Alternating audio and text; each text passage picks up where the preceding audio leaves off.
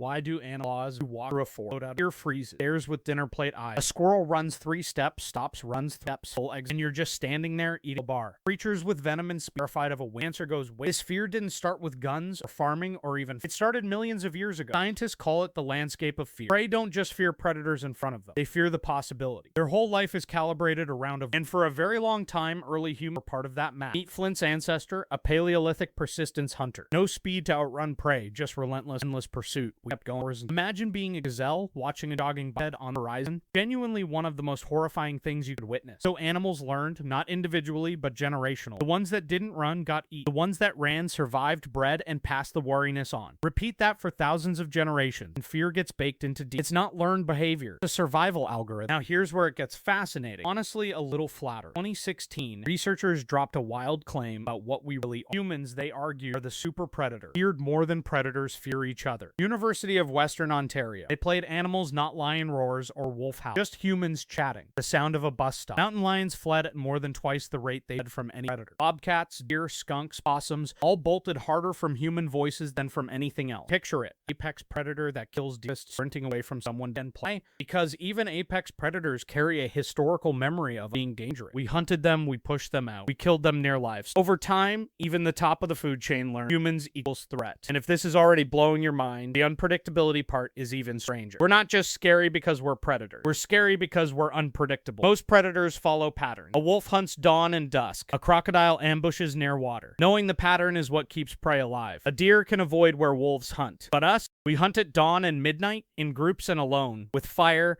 traps, bows, and drones. We hunt on land, in water, from helicopters, animals we eat, and animals we don't. From an animal's perspective, there is no pattern to us. We are a variable they cannot solve. When you can't solve a variable, the only rational answer is maximum avoidance. Always. Behavioral ecology calls it predator recognition. Animals slot threats into neat categories. But humans don't fit any box. We smell weird, move weird, then feed birds in a park for 20 minutes. We break the algorithm. In 2016, researchers at the University of Western Ontario tested something simple. They played sounds to wild animals, watched what happened. Not lions roaring, not wolves howling, just the sound of people talking. Casual chatter. The kind you'd hear at a bus stop. The results were remarkable. Mountain lions fled at more than twice the rate they fled from any other predator on Earth. Bobcats, deer, skunks, possums, every single one bolted faster and harder from human voices than from the sounds of real naps. Picture it. An apex predator that kills deer for breakfast, sprinting away from the sound of someone talking about their weekend plans. This is the super predator theory. We are feared by other predators more than they fear each other. Even the top of the food chain runs from us. Even animals with no natural enemies still panicked at our sound. Because somewhere in their history, humans hunted them too. We pushed predators out of habitat. We killed them when they came near our livestock. Slowly, even lions learned a simple lesson. Humans equal threat. But here's the deeper reason we terrify them. We're not just predators. We're unpredictable predators. And in the wild, unpredictable is the scariest thing there is. Think about how other predators work. A wolf hunts at dawn and dusk. A crocodile ambushes near water. A hawk takes rodents in open fields. Everyone follows a pattern. And knowing the pattern is what keeps prey alive. A deer that knows where wolves hunt can simply avoid that valley and survive another season. But humans? We hunt at dawn and at midnight, in groups and alone. We hunt animals we eat and animals we don't eat at all. We use fire, traps, spears, bows. We hunt on land, in water, from the sky. From an animal's perspective, there is simply no pattern to us at all. We are a variable they cannot solve. And when you can't solve a variable, the only rational response is minimum avoidance all the time. There's a concept for this in behavioral ecology called predator recognition. It's how prey animals sort threats into neat little boxes. Big cat, bird of prey, canine. Each box comes with a tuned response. But humans don't fit any box. We smell weird, move weird, sound weird,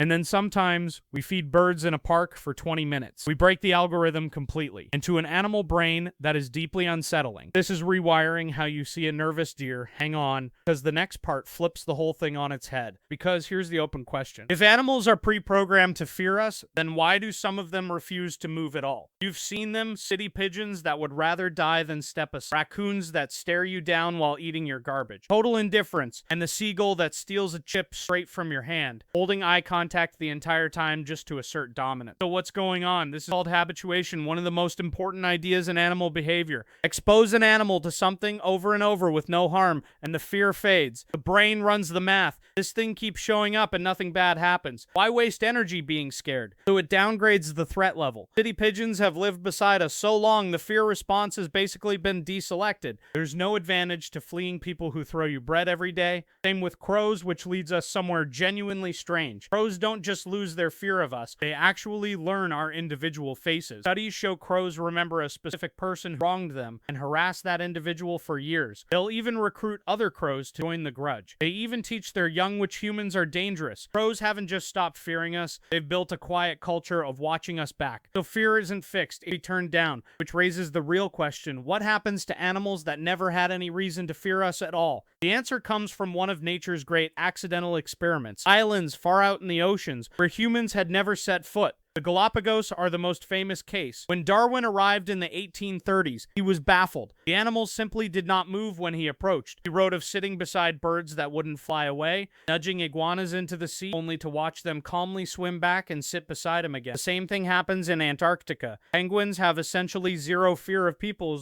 They'll waddle straight up to researchers and inspect their gear. Scientists in the field literally have to fend off curious penguins fascinated by their cameras, backpacks. No memory of danger means no reason to run, even underwater it holds. In marine reserves where fishing has been banned for decades, fish gradually lose their fear and swim right up to divers. Cross into the unprotected zone next door, and those same fish flee. The only difference is whether humans there had ever meant harm. The conclusion is stark. The fear of humans is not a factory setting, installed through experience, and it can be uninstalled too. When humans were never there, or stopped being a threat, the fear dissolves, sometimes within just a few generations, though it isn't really about us. It's about what we do, and what we do reshapes far more than one nervous animal. It can bend an entire ecosystem out of shape. The proof showed up in Yellowstone when wolves were brought back in 1995. The deer didn't just shrink in number, they changed how they lived. The deer stopped grazing in open valleys, they avoided the exposed riverbanks, and because they stopped overgrazing, the vegetation came roaring back. Trees grew back, birds returned, rivers even changed course as the banks stopped eroding. All of it because the wolves made the deer afraid. Here's the key. It wasn't the killing that rebuilt the valley, it was the fear itself. Ecologists call it the landscape of fear. And now picture us inside it. On islands where people never set foot, the rule flips completely. Animals there feel almost no fear of humans at all. The Galapagos Islands are the most famous case. When Darwin arrived in the 1830s, the animals simply didn't move, and it baffled him. He wrote about pushing iguanas into the sea, only to watch them calmly swim back and sit beside him again, totally unbothered. Antarctica tells the same story. Penguins walk right up to researchers, inspect their gear, and occasionally try to steal whatever looks interesting. In marine reserves where fishing has been banned for decades, fish even start swimming toward divers, while fish next door in unprotected zones still flee. The conclusion is stark. Fear of humans is not a factory setting, it's installed through experience, and when the threat stops, the fear dissolves, which means the fear was never really about us specifically, about what we do. Stop being a threat, and the wall comes down. Here's where it gets bigger than behavior. This fear actually reshapes entire ecosystems, and Yellowstone gave scientists the clearest proof. When wolves were reintroduced to the park in 1995, the deer didn't just shrink in number, they completely changed how they behaved. Deer stopped lingering in open valleys and along riverbanks. They avoided exposed ground, and that single change started rebuilding the whole landscape. Trees returned, riverbanks stopped eroding, birds came back, and fish populations rebounded, all because the wolves made the deer afraid. The fear itself, not just the killing, was driving the change. Ecologists call this the landscape of fear, an invisible force shaping nature. Now apply that same force to us. When humans become a steady presence, animals shift where they go, when they feed, and how they hide. And one of the biggest shifts is timing. To dodge us, animals are increasingly going nocturnal, flipping their whole lives into the dark. A 2018 study in Science found animals across 6 continents had become far more nocturnal, simply because humans were nearby. Not because we destroyed their homes, just because we existed. Our mere presence was enough to rewrite the daily schedule of wildlife worldwide. We're not just predators anymore. We're a global ecological force, literally changing when animals decide to be awake. And it gets stranger, because there's one more reason animals dread us, and nobody really wants to hear it. To them, we might just smell absolutely horrific. To them, scent is a genuinely potent signal in the wild. We carry a cocktail of synthetic chemicals, deodorant, soap, detergent, plastics, exhaust,